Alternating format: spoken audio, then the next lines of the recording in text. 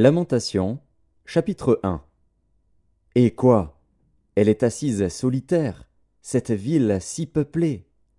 Elle est semblable à une veuve.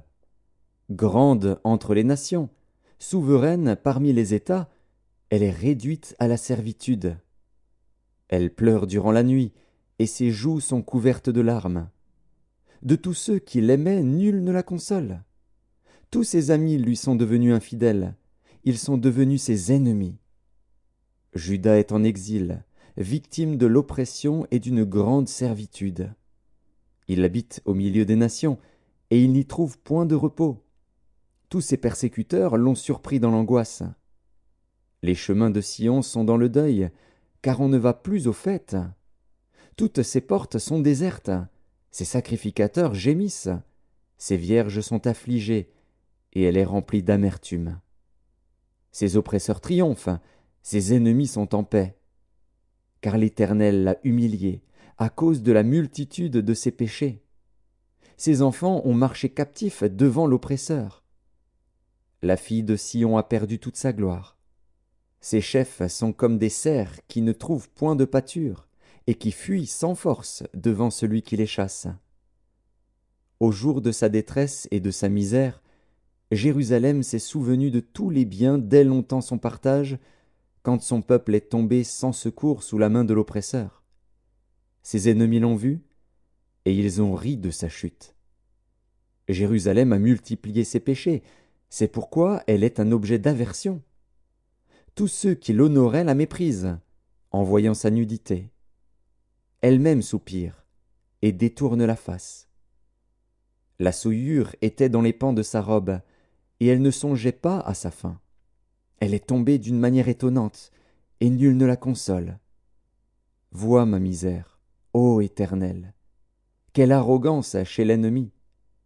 L'oppresseur a étendu la main sur tout ce qu'elle avait de précieux. Elle a vu pénétrer dans son sanctuaire les nations auxquelles tu avais défendu d'entrer dans ton assemblée. Tout son peuple soupire, ils cherchent du pain. Ils ont donné leurs choses précieuses pour de la nourriture, afin de ranimer leur vie. Vois, Éternel, regarde comme je suis avili. Je m'adresse à vous tous qui passez ici. Regardez et voyez s'il est une douleur pareille à ma douleur, à celle dont j'ai été frappé. L'Éternel m'a affligé au jour de son ardente colère. D'en haut, il a lancé dans mes os un feu qui les dévore. Il a tendu un filet sous mes pieds. Il m'a fait tomber en arrière. Il m'a jeté dans la désolation, dans une langueur de tous les jours. Sa main a lié le joug de mes iniquités. Elles se sont entrelacées, appliquées sur mon cou. Il a brisé ma force. Le Seigneur m'a livré à des mains auxquelles je ne puis résister. Le Seigneur a terrassé tous mes guerriers au milieu de moi. Il a rassemblé contre moi une armée pour détruire mes jeunes hommes. Le Seigneur a foulé au pressoir la Vierge, fille de Juda. C'est pour cela que je pleure, que mes yeux fondent en larmes, car il s'est éloigné de moi, celui qui me consolerait, qui ranimerait ma vie. Mes fils sont dans la désolation, parce que l'ennemi a triomphé. Sion a étendu les mains, et personne ne l'a consolé.